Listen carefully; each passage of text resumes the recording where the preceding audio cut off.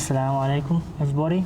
Today is the mark of the first official YouTube video that I make, and it's something that I wanted to do for a long time. I've been interested in revert stories myself. I was born Muslim, but when I was about 20 I really had a deep dive into the religion. Okay. And whereas before it was the basics, I knew that there was God and this and that. It was only after where I really started to learn about Islam and what kind of separated it from all the other ones. So yeah, it was one of my favorite things to watch was revert stories, and then I decided I would like to meet reverts and get to hear their story firsthand and ask them the questions that I maybe would want to have asked them, you know, if instead of watching the video myself, you know what I mean? Yeah, nice. Yeah, so today I'm joined by a brother that I met very randomly at the kebab shop that I work at. It's Keele. Isa, Chris, Isa, yeah, either one. And his reversion story started about 3 years ago. Yep.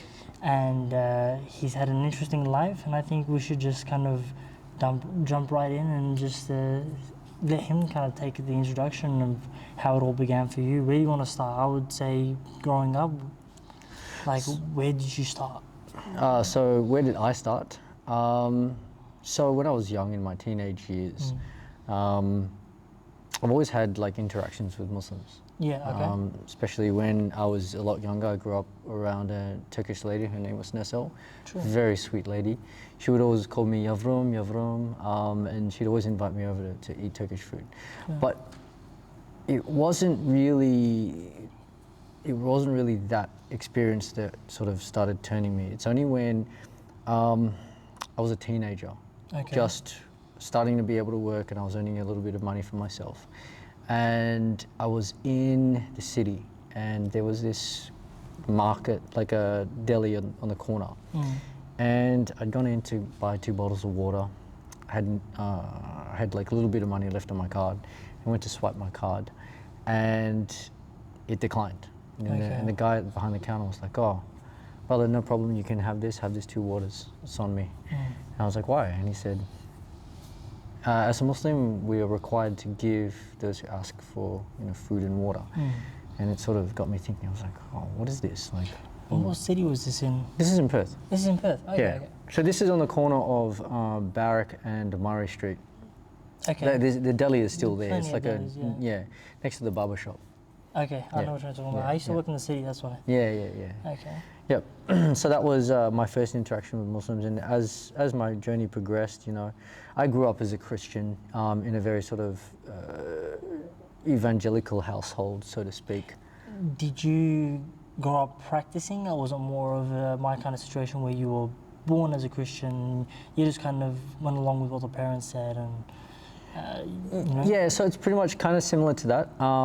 As Christians, we're sort of baptized into Christianity. They believe that we're born with sin and we have to have that wiped away. And I went through multiple different versions of Christianity, from Anglican to Catholicism, Roman Catholicism, and all these sort of different denominations, especially because my stepfather, he was a Christian, devout Christian, evangelical, and he was also a man of science. And basically, I would always ask him questions when I was younger. I'd ask him, why do we pray to Mary, Mother of God? Why do we pray to the saints? Isn't the first 2 commandments, do not take the Lord's name in vain and do not worship false idols? So I didn't really get it at the time when I was young. It's kind of all mumbo jumbo, just one thing's here and one thing's there. Yeah, exactly. It's sort of like things were conflicting, like praying to the Trinity, but we're only supposed to have one God. It didn't make sense to me. So were you born in the Philippines? I was born in the Philippines, but I grew up here in Perth, WA. When did you move? So I moved here when I was 2 years old. Okay. So my oldest memory was probably when I was about 3, flying to the UK. So that's as far back as my memory goes. But yeah. Now I'm fast forwarding a bit, but you lived in Bali, in Indonesia, for some time as well. Yep. So at what point did you move to Bali? At what point did I move to Bali? This is just post saying my Shahada. Oh, really? Yeah, so I'd already said my Shahada in Melbourne. and I decided to end up going to Bali because my friend was like, "Hey, Chris, do you want to come and move to Bali with me? I hate Germany. It's really cold." I was like, you know what? I'm the same. I don't really like Melbourne. I just want to leave. So Yeah. we picked up and went. Okay, so we're kind of going all over the place, but so you were in Philippines, you moved to Perth. At some point from Perth, you moved to Melbourne as well? Yeah. So if you want me to sort of take you through that chronological order. Give us like a chronological order. So I've got to backtrack a few more years back before that. So after my sort of teenage years, discovering the processes with God, and I didn't really understand Catholicism and Christianity. Yeah. I sort of left Christianity for a while. I was like kind of Did you agnostic. Agnostic. Okay. I was agnostic. So I was searching in the Torah. I was searching in Buddhism. I was even looking at Satanism. Like just curious. Many people that know me will know that out of curiosity, I've also done the same thing. Yeah. Oh really? That's interesting. Yeah, so in those years where I was, I really deep dived into Islam, I also, to reaffirm my own belief in Islam, I was like, let's see what the other people say as well. Yeah. So I looked into Judaism, Buddhism, Sikhism, and then there was this kid in my school who used to be a Satanist, Really? outward Satanist, and so I was like, what pushed a person to be like, yes, Satanism is for me? So I looked into Satanism and what they do, and someone's got to be insane to be able to go that route. Look, I mean, looking at it, like some of the tenets of Satanism, I can see why people would believe this, because in Christianity it says, turn the other cheek if someone, abuses you. Yeah. Whereas Satanism, they're like, no, it's literally an eye for an eye. It's basically, the way they speak is like the old God in the Torah, as opposed to how God is portrayed in the Bible, which is, turn a new cheek, and how Jesus, has brought that message to change the ideologies of the old. So yeah, just hopping back onto what we were talking about. Being an agnostic, I'd end up, after my high school years, I ended up starting to teach kids dance. Oh. And I wanted to pull them off the streets because I know what gang life is like, and I was a bit of a rascal when I was a kid, in my teenage years.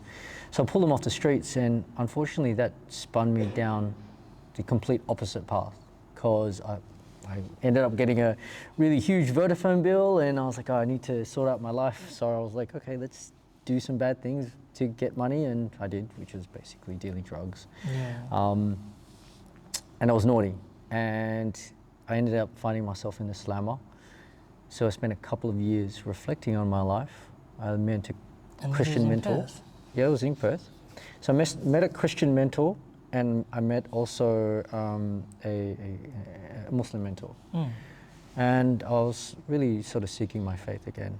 And if you don't mind me asking, how's the dynamics of that in prison? Like, do they allow you time to go to, for example, the chapel or the mosque?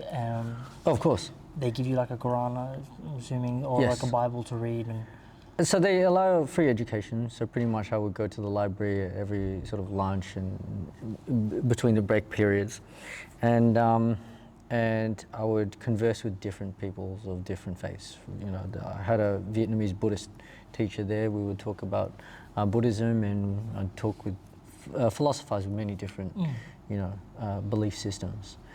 And in particular, I met Maga and Magdi of the Australian Islamic College. Yeah. They were there. And I conversed, and I started learning a little bit more about Islam. Fast forward to about almost 3.5 years ago, I'd basically made something of my life. I was, I was in the short-term accommodation space. I had about 40 units in Manila, 20 units in Perth, a hostel, had a nice car, had a nice house, had a family, had everything. Yeah. And then all of a sudden I lost it all because of, many things. I wasn't being the right kind of person. I had I had made the wrong choices with business partners, all these sort of things. And I found myself standing at the ledge of a 9-story apartment, looking down, looking at my phone and going, why aren't people texting me the way I want them to text me? I texted my mum, texted my best friend, and texted my ex-wife. No one responded. And I was thinking, hang on, why am I getting angry at other people because I've sent them something and I want them to react in a certain way? And then I was like, that's so stupid. I'm being manipulative. So I stepped off that ledge and I said to myself, you know what, I'm going to live for myself, but not in a selfish way, but for the betterment of others, but not because I want something from others. Yeah. And in that period, I'd basically, within a month, I was already scheduled to go to Melbourne because a couple of clients had called me up and said, oh, hey, Chris, we want you to manage these Airbnbs in Melbourne, in St Kilda and East Melbourne. And they're like, yeah, you can come. So the month leading up, every weekend, I was still doing cinematography and whatnot. Well, I transitioned to Did you study for cinematography, or was it something you picked up and you just got good at? It's something that I picked up while I was doing my other business. Oh, okay. Because you have to learn marketing if you want to start a business. So. Yeah, you have to understand how to attract people in. Exactly. So I actually started in property, but I couldn't sell property for, I was really bad at selling. And I had to pair it with something else, and I started with photography. So that's how I acquired that skill of cinematography. And essentially, going back to my clients, for every week I was doing cinematography, but I was also doing bad haram things like smoking weed and in front of a church, by the way, drinking alcohol, partying and whatnot. And this time I hadn't said my shahada yet, but it's like the stench of death was surrounding me. Like the first week I was smoking weed in front of a church with my friend. It was also my co-worker in both my other two I had a cleaning business and a photography business. And we'd smoke weed. I hit 2 birds, just like as we were driving away from the thing. And then I got out, and we looked around. The birds weren't there.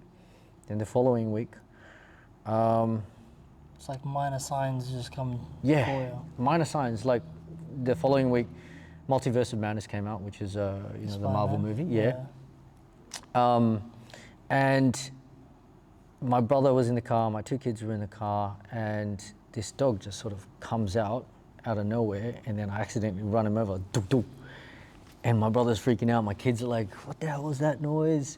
And then I was like, oh. And then I looked in the rear view mirrors, and all of a sudden I see this pug, or it was like a jug, basically half a pug, half a Jack Russell. And it just starts walking along across the road. I'm like, that didn't do anything to it. Yeah. And then the following week, a couple other things happened, and then pretty much the final week, we were scheduled to go to Lancelin Dunes. Oh yeah. Right. For vacation, for business. So we're basically doing a filming location. We're scouting this place, right? Yeah. And it was basically a Star Wars film. You'll see it all on my socials. And we were doing like a fan-made Star Wars film. And that night, the previous night, me and my mate had gone out to film Sudanese, what do you call it, Independence Day party or something like this, right? South Sudan. And we were drinking, we were, smoking, the usual things, you know what I mean? And I had no sleep, basically no sleep. And the following morning, the boys are like, hey, are we going? And I'm like, guys, I can't come, because I was trying to listen to the signs because it started raining. I was like, this is not safe for me to drive. I've got no sleep. It's raining. Still probably affected by the previous night's antics. Exactly, yeah. So I cranked to sleep. I woke up in the middle of the afternoon to a phone call. Hey, Chris, can you pick us up? I'm like, what do you mean? I thought you guys were over there. We'll tell you when you get here. I'm like, okay. So I get ready. It took about 3.5 hours to get there. Had to sleep in the middle of the trip because I was still sleepy. Get there, and then I find out that they'd been pretty much, their car was totaled. Okay. And I was like, how did you get your car totaled on the dunes?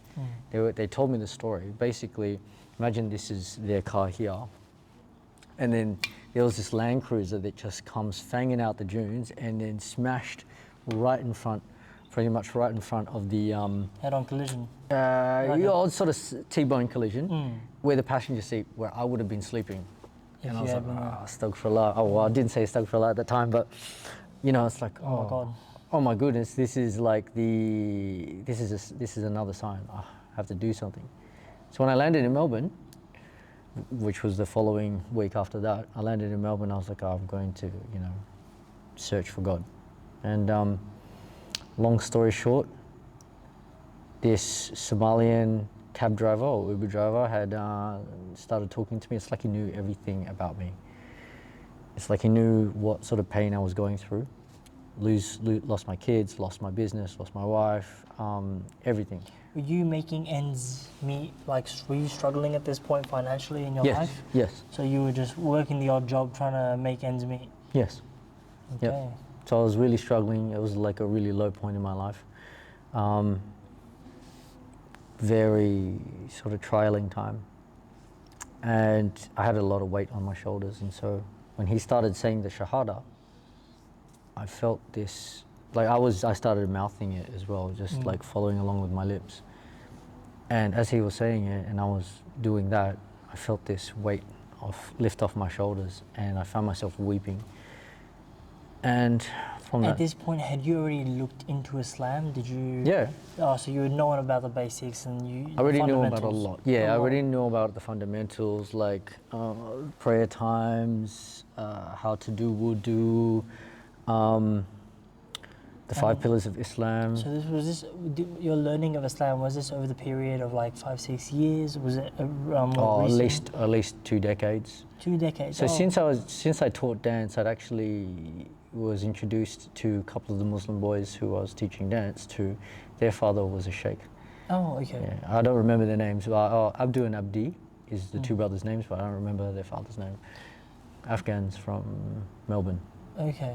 Okay. So for the past 2 decades, while living the lifestyle of like the hedonistic lifestyle of alcohol and parties and drugs, you had started to understand about Islam, and not just Islam, but you had also gone into the other religions as well. You had a strong understanding of the religious concepts from around the world rather than yes, definitely. Buddhism heavily, because especially with Filipino and Chinese, they're heavily influenced by Buddhism. Okay.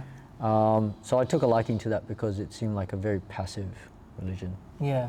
But it was missing one thing, like the essence of God. So it's a good like I don't know how to explain it, but it's a good way to like relax and like to and not as a religion, but as maybe like you can take inspiration from it to some of their teachings that may be beneficial for you. Oh, absolutely. And I think this is one of the logical reasons why I came to Islam, is because when I started searching the different, like looking at the different sects of Islam, Shia, Sunni, Sufi, I learned that Sufism basically ties in all of the other religions and explains why those messages were sent to those different parts of the world and how the messages were changed, but essentially they're all still the same message. On this same topic, if you look at a lot of the major legends and from different parts of the world, a lot of them have very similar stories, and one of them, we're in Australia, so one of those is the Aborigines. I believe they have a legend of the world being flooded. And the world being flooded and overtaken by water, and so and in Islam we can be like, well, that legend is for them a legend, and it's for however centuries or whatever time in history they had that, and we can tie it into the Prophet Nuh alayhi salam and how he had to deal with the flood, and it's just there's the whole different things. I think the Indians in the Native Americans. Yep. So they also have legends that tie in with what we believe in Islam, because all these stories that are told to us in the Quran, they have basis. We don't believe them to be stories or legends. We believe them to be reality that we don't have access to, or history we don't have access to. And if you look at some of the legends, and it correlates quite nicely, and you can kind of find you can reconcile with Islam being the truth because Yeah, of exactly. the examples we're given. Exactly. Yeah. Yeah, I think that's the beauty and the miracle of Islam, is that it explains a lot. Like for me, every day is a discovery. Yeah. Like from understanding why music is haram, how we pray salat, and the reason why we need to move our mouth when we're praying salat is, to me, that I connect that with things that I've learned in NLP. For example, if I want to learn a new language, the best way for me to learn a language, or learn anything really, is not to just read it, but not just to sort of follow it with my fingers, but also to say it with my words. That's right. So there's a lot of things that, every day I just have these small epiphanies, and that's the beauty of Islam. It really is like that. Every day is like, wow, subhanallah, like this, it's got to be the truth. I think when I really had a lot of those like on top of each other, when I started to really understand Islam and know better about Islam and increase my knowledge base, I would feel these little things. And I want to ask you, when you first turned to Islam, did you feel like you had unlocked the secret to life? And did you feel like, because for me, I was like, wow, I really want to share this. I want to, like, I had friends that were non-Muslim, and I was like, bro, what I've just figured out, like, you need to suss it, because it's really amazing. Yeah.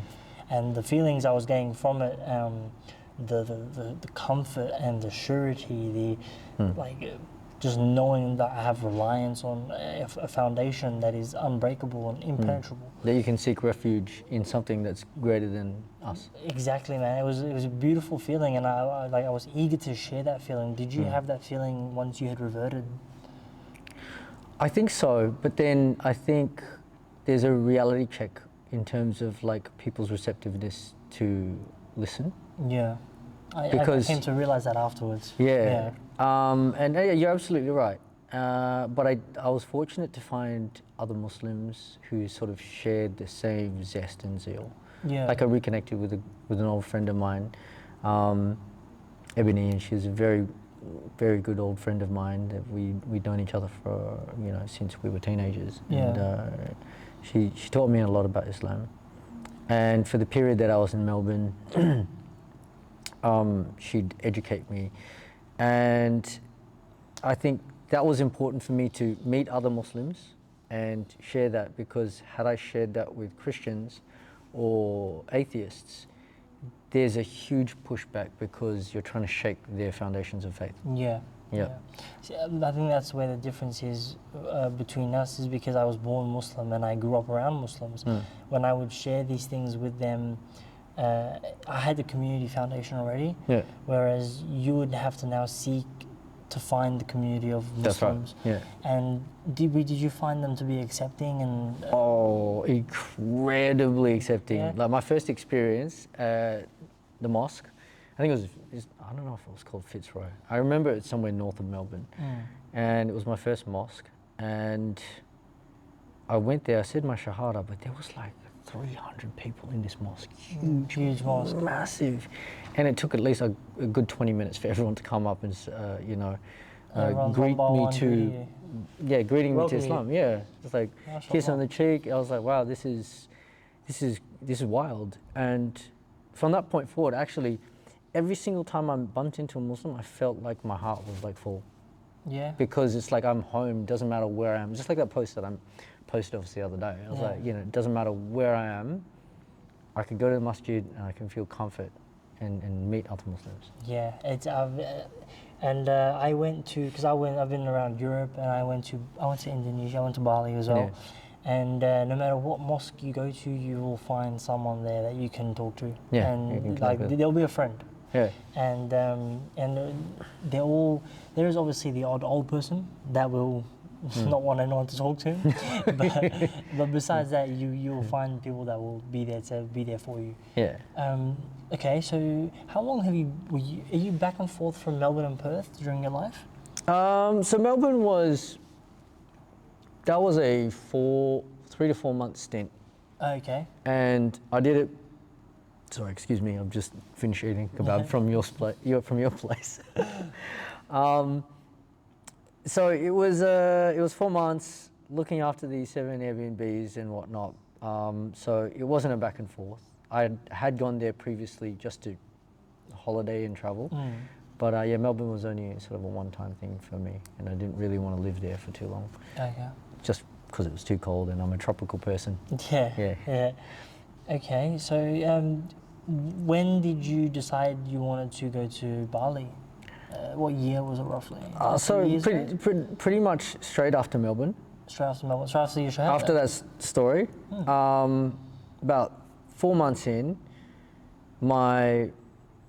an old staff member of mine, Conrad, he was 18 at the time before when he first joined my company.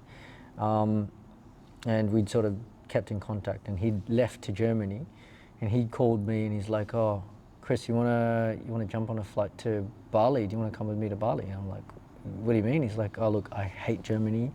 My nipples are freezing. It's way too cold." I'm like, "Bro, it's the same thing for me." So literally the next day we booked a flight out back to Perth, met up in Perth, and organised everything to live in Bali. Did you have a plan for when you were going to get to Bali? What you were going to do? Had no idea. I was just winging. Just trust in Allah. And something that Conrad mentioned to me. Is Conrad a religious person? Conrad also is a revert. And he said his Mashallah. shahada, because he's asking me a lot about Islam and, you know, what made me revert. And there's something that he said to me. He said, "You know what, Chris? Doesn't matter what happens in life, you always seem to have, like, if there's a problem, you can make it happen. Yeah. Like if we need money, it comes up. And I'm like, yeah, that's because God's got my back. This is like a belief now that sort of sticks with me. It's like it doesn't matter what happens. Like I always have my back. God always got my back. As they say, your rizq is written, so it's all predestined for you anyway. And when whether it's under a rock or hidden away, it'll find you. Yeah, true. So you and Conrad meet up in Perth, and you guys now decide you're going to Bali. Place to live? Mind you, we were doing it hard in Perth for the month that we were waiting to go back to go to Bali. We were sleeping at this place that I was working at. We were literally sleeping in an office. Ooh, okay, so it was, like homeless. Like we were yeah. pretty much homeless. And I remember this moment. Me and Conrad were sitting on the steps in Fremantle, and these couple of locals drinking and smoking. This is the lowest moment in our life. We got no money. We're sitting on these steps, waiting to go to Bali. We got to do something with our lives. So yeah. So did Conrad revert after you had reverted? Did you kind of guide him towards the reversion? Pretty much. I think he also had an interest in Islam, and he said to me that he didn't want to revert because his girlfriend was Muslim. He wanted it to be more sincere. Okay. Yes. Okay. I understand. Yeah. And so I, sort of guided him through the entire process, and we ended up just going. I think it was within the first couple of weeks to the local mosque, and he said his shahada in English, Bahasa, and in Arabic. Yeah. So that was an interesting time. And he's quite strong for the Ummah, I think. Oh, yeah? I think he's doing well. He's a very diligent guy. Very? Yeah, very diligent. I respect guy, that. yeah. I respect that. Someone who can take their deen seriously after reversion and really try to make an impact. I think that is what this Ummah needs. And you see it all around, to be honest with you. Like, you see not just the brothers that are already Muslim, but the people that become Muslim, they really grip onto their deen. See, I think that there's a lot of the people that are born into the religion, they may take it for granted. Whereas someone who's has reverted because they now have a strong found belief. There's an intention. There's an intention towards it, and they went from non-believing to believing. Yeah. Whereas someone who's always been a believer may not necessarily put their full effort in because they were given at birth, and it's kind of taken for granted. Yeah, taken for granted. That's the word. Yeah. Okay, so you and Conrad moved to Bali, struggling, no house, I'm assuming. Yeah, I basically sold, I think, $15,000 worth of equipment to move to Bali. Cameras and stuff. Cameras, everything. Yeah. And I still had quite a few cameras left or items to sell off in Bali. So we sort of lived off that, and I got Conrad a job doing online sales with a good friend of mine, Calvin. And yeah, we pretty much just hustled our way in Bali. I already had a couple of units still in Airbnb, so that was keeping me afloat. But it didn't last long, because doing that remotely is a terrible idea. Terrible idea, especially if you do not have the scale or the systems in place. Yeah. But yeah, in terms of our journey, pretty much we spent a lot of our time learning more martial arts, boxing, Muay Thai, Sure. at the Soma Fight Club. It's either we were doing that or we were at masjid. We lived literally right next to the masjid, so every morning we would hear azan. Whereabouts in Indonesia were you? Just north of Kerobokan. Kerobokan. So you know the prison? I don't know the prison name. Okay, so well, here's my knowledge of Bali, right? You got Bali, Seminyak, and then you go like Ubud, because this is the place that I went to as a tourist. Oh, yeah. So like, if you can relate it to, you know what I mean? So all right, so imagine North of the island or south of the island? So yeah, imagine you've got where the airport is, Nurai. Yeah. Then you've got Kuta, Legian, Seminyak, Canggu.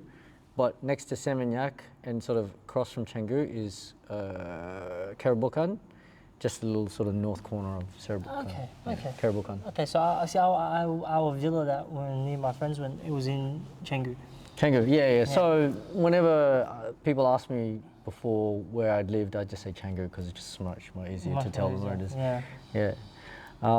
But yeah, I think living in Bali was a great way to sort of heal from the past traumas and sort of get in touch with Allah and learn a lot about Islam, even though I didn't really speak Indonesian. There were a lot of learning Indonesian. Yeah. I'm not that fluent, but I try. But there were a lot of reverts there too. Yeah. And I think a lot of people go because they either want to seek Hinduism because they're sort of yogis, or they want to do that sort of sort of spiritual, universal energy type of religion, or they actually become Muslims. Yeah. Yeah. So he has a podcast, and the podcast is about his experience and about wanting to move to Bali and how people should approach that, and business in Bali as well. So you spent how long there in Bali? 3 years altogether? About 2 years. 2 years? And I came back last year. Okay. So yeah, about 2 years. So about in those 2 years, did you start your businesses there? Did you start to get involved with like entrepreneurial deep roads dive in there? Yep. So because my expertise is property, I personally wanted to go to Indonesia because I wanted to study the property market. Okay. And I learned from my previous mistake, diving head on first without understanding the market is probably a terrible idea. Yeah. So I studied the market and I sought out the most knowledgeable people in Indonesia, or in Bali per se. And this is how I came up with the idea of the podcast, because I sought many mentors to be able to sort of guide me through my journey of So if you could centralize all the information you've learned from various people to one place. Yeah, one place. Nice. Yeah, so essentially the podcast idea was based around giving people the discussion before they make the critical idea of the critical decision of actually moving to Bali. It's like, what are the things that I need to know before I even consider Bali as even an option? Would you recommend Bali? I did before I did, but prices are increasing. It just really depends on your situation, right? And my podcast was geared between both FIFOs and families, because I'm educating people. Like for me, it was. I'm also a family man, and I was trying to bring my kids over there, but obviously my conditions weren't the same as what an entire full nuclear family unit who was going to move there would have that. A little bit off topic from the Bali and everything. Did your kids kind of following in your footsteps in terms of their religion and belief, or? I actually let them go through their path of Christianity first. Okay.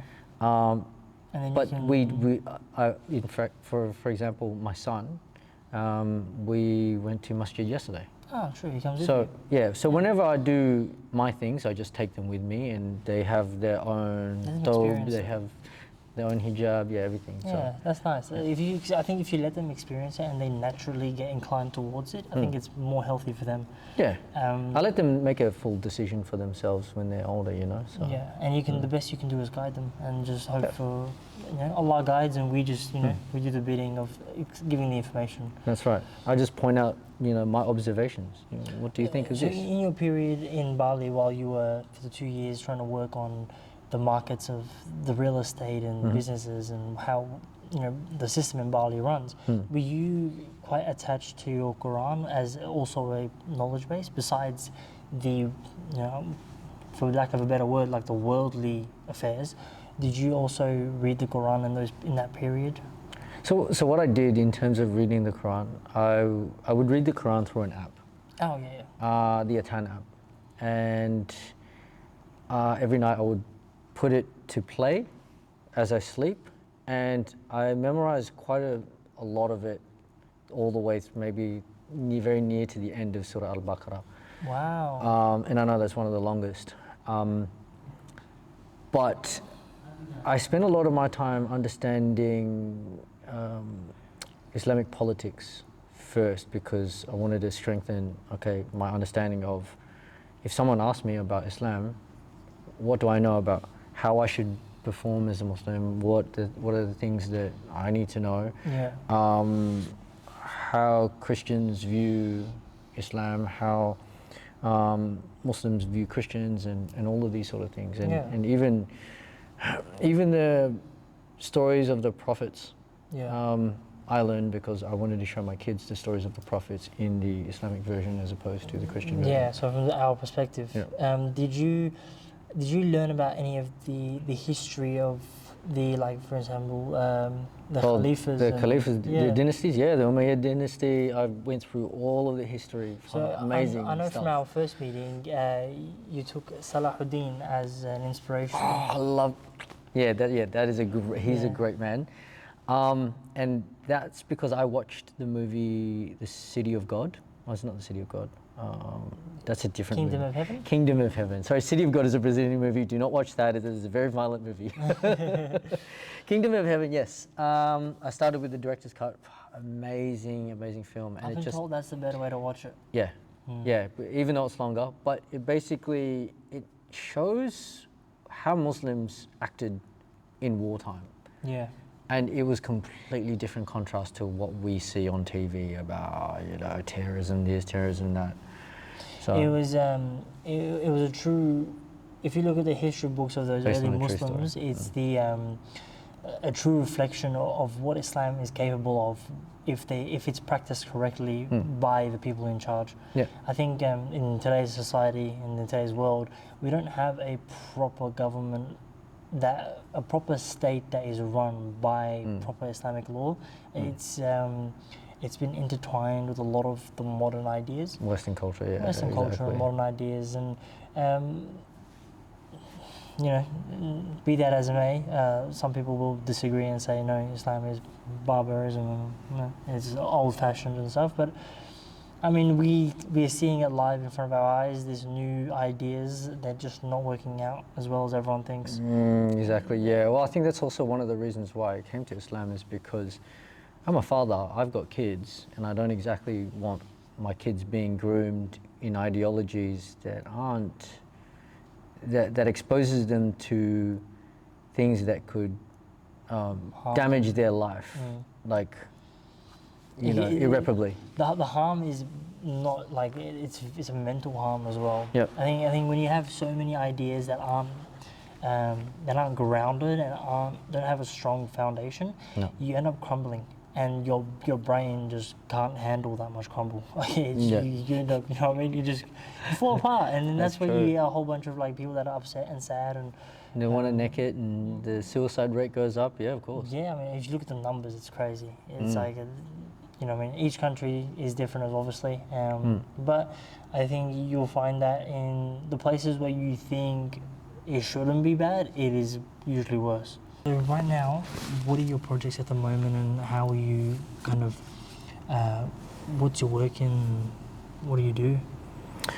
So my plans for the future, pretty much. That's a big one. It's a That's big a big one. It's a big one. I think you'll come to find that. I think we align with this, that we're quite aspirational people, and Yeah. we want to do as much as we can. I think to keep it really short is I've got 5 stages for scaling, and this first one is to pretty much get out of trading my time and energy for money, Yeah. so that I have freedom. And the beauty about Islam is it encourages you to start your own business with your family and stop working for the man, because that way you're not dependent on the state. Yeah. So do you currently have like a circle? Is Conrad still with you? Is he in Perth at the moment? No, Conrad's in Bali. He's living in Bali. He's living in Bali? Yep. But look, I've got about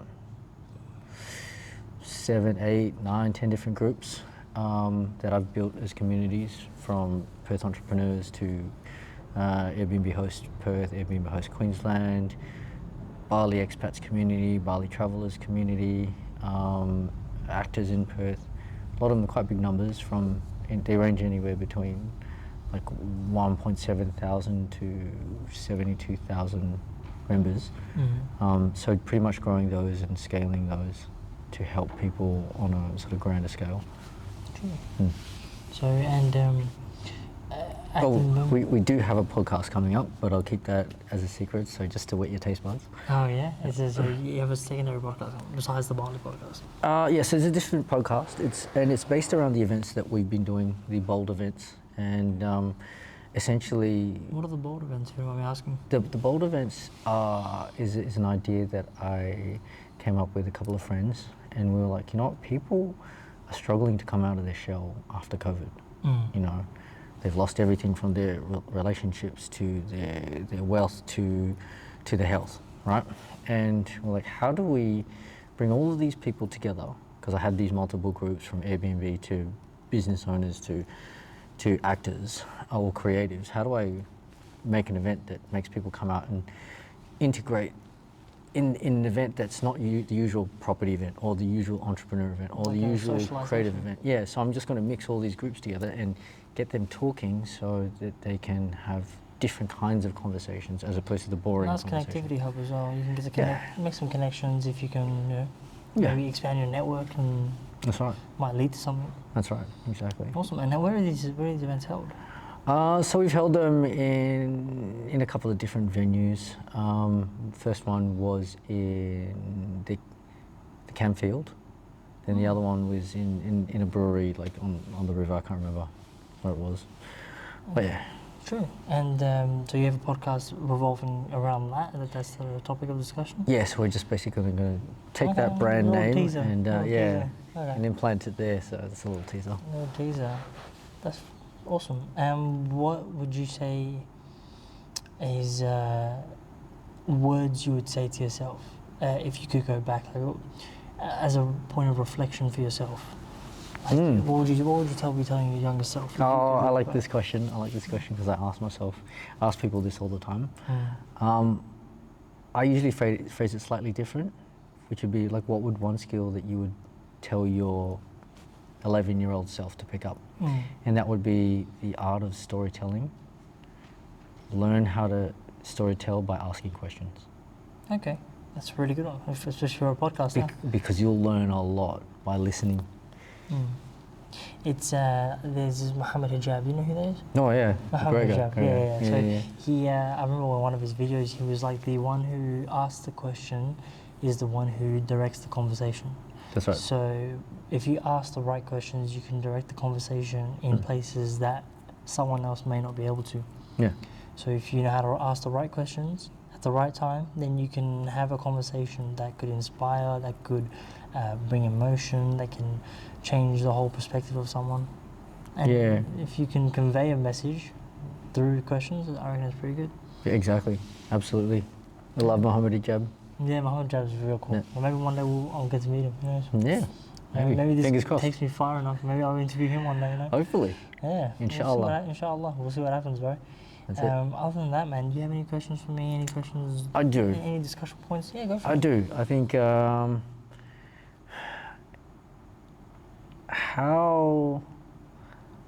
did you come up with the idea of running the podcast? For what we're doing right now? Yeah, this thing. So I used to watch a lot of convert stories. I used to enjoy listening to people's journeys, and I always wanted to do YouTube and to be able to spread the message of Islam and spread a good message in general. It doesn't necessarily have to be, you know, Islam, but to spread good and positivity and to kind of have a voice to express. You know, because if you can grow your audience and you can have a voice, then you can use that voice and that audience to do good in the world. And for a very long time, impact has been my number one objective. Yeah. I want to make an impact in the world before I have to leave. And so I think that talking with brothers like yourself and people that have converted to Islam and to hear their journey and their story, and it might inspire someone else to take that leap of faith and to, you know, look maybe further into Islam, or to finally take their shahada, or to you know, at least open up their minds to possibilities. And for the Muslims that are listening, then it might inspire them to do better, because if someone who was so far from the religion is now so close to Allah and so close to the religion, then maybe they can use it as a means of motivation to do better in their own life. Oh, exactly. And I to love follow that. the deen more. And in general, I just like having conversations with new people. I think it's intriguing to have this idea in my head, right, that you'll get to heaven and you'll have all these people that you've met in life, and you can like, be like, well, what'd you get up to, and like, how, you know, what happened, and you'll be able to reconvene afterwards. And like, you know, now that I've met you, and I would like to think, you know, we can continue this relationship and become good friends, and you know what I mean, like there'll come a day where maybe we end up on the other side and we can be like, yo, that was crazy. I was like, well, we survived, you know, we made it to the other side, and we're chilling. MashaAllah, yeah. So yeah. So I guess my last question would be, what was the turning point that made you come back to Islam? So in my teens, I was mostly concerned with, you know, the usual thing a teenager's concerned with, you know, popularity and status and being the cool kid and this and that. And I wasn't like, it wasn't to the point where I would go out of my way to do things. Like I never ended up going, I didn't really go to like parties and such in my high school life. But I was still distant from the religion. And then I had a friend who would always talk about Albania. Oh. He was really proud to be Albanian, and I was like, wow, like, that's pretty cool. I want to be proud to be Kurdish. Yeah. And so I was like, I was doing my research into like big figures in Kurdish history and this, and then I came across Salahuddin, and for the Western Saladin, I came across Salahuddin, and I read him his life, and I was like blown away. I was like, wow, he did a lot in such a short time, and like he led armies, and he's from where I'm from. Like, you know, we were the same ethnicity. It was a cool thing.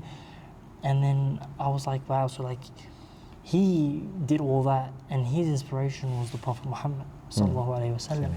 And so I was like, let me look into the life of the Prophet, because I had at that point knew stories, but I didn't know the whole thing, and not an in-depth, by far not an in-depth, because his life is quite, we have quite a big detail on his life. So I looked into his life, and I was like it shook me to my core. I was like, So you want to be like, the whole concept of God and messengers, and the fact that this man was sent and he had a message that was directly from God, and that this was the purpose of life. And in those few months, man, I went on a deep dive. I did research into deep dive. Like big deep dive. I used to work at the kebab shop. My father had a kebab shop. Oh, right, okay. So before I was looking at the one I'm at now, Yeah. my father used to have a kebab shop, and I would be in the back cutting up tomatoes and lettuce and you know what I mean, and earpod in and just listening to lectures. Yeah, nice. I listened to lectures on heaven, hell, minor signs of judgment, major signs of judgment. Islamic eschatology? Yeah. Eschatology, eschatology is one of my favorite topics. And then That's my favorite topic. the Judgment Day, the life of the Prophet, the life of his companion, the Prophet's companions, the Prophets before him, the angels, like Aqidah and Harut, Marut. jurisprudence, all of that. Like black magic is another one that I looked heavily into. Black magic and jinns and like there's a whole other creation. Ruqya, jinn, There's a whole other creation that we didn't even see. It just One thing that freaked me out was watching this Netflix movie, something of 1,000 Nights. Oh, okay. And it's basically the story of Aladdin. But it made me realize that the story of Aladdin is an Islamic story, because jinn is the word genie. Yeah. Genie. Yeah. And there you go, man. It's like it's crazy. And so you get into these deep dives and about the religion, and I was, wow. I went like. I made. You went far and wide. I went my whole perspective on life changed. Yeah. Like Nice. there's a story about you know Umar ibn al-Khattab. Umar ibn al-Khattab. He's one of the Commanders. higher up companions. He had a friend, and his friend was like, "What did you want to do before Islam? What was your aspirations in life?" Yeah. And he's like, "I wanted to have a farm and a couple of sheep and just look after them." Yeah. And then he's like, "And now, what is your aspirations in life?" And he's like, "By Allah, I want to spread Islam from east to west, like across the land." And that goes to show his change in mentality, where his mentality was originally a dormant, not peaceful, but a dormant and like basic. Now his whole life aspiration, his life view has changed. He wants to accomplish as much as possible. And inshallah we get to do the same. I think just for those people who are like non-Muslims or Christians out there who might take that message as like, okay, Islam is a religion of like conquering and whatnot. I think what the brother here is inferring to is like the fact that a simple man has realized how tainted the world is, and how Islam is the answer to cleaning the world of that negative corruption, evil, and whatnot. For those that are listening that may not be Muslim, Islam has actually spread more by means of peace than by means of conquer. That's right, exactly. Like if you look at armies never reached Malaysia, and armies never reached the South Asian countries. And It was just a natural spread. It wasn't like I saw a post earlier today about its forced conversion. There's a surah in the Quran that says I'm no Hafiz here, but basically it says there's no forced compulsion in Islam. Yeah, there's no essentially it's if you believe in something else, your religion is for you and my religion is for me, and we both believe our own separate thing. There is no compulsion in religion. I think it's pretty close. Yeah, 6 minutes. It's almost time to do our Isha prayer, and even though we thought it was going to be time to do our Isha prayer, it wasn't. It was a false alarm. But yeah, I think this is a pretty good first video. It's an excellent chat. Yeah, it was good. Maybe I'll come on your podcast. You can teach me all you want about Bali. Inshallah, yeah, sure, why not? And then we'll see where this goes. I have to go through the editing process, and I appreciate anyone who's come to watch the video, and we'll hopefully see you on the next one. Inshallah. Take care. Assalamu alaikum.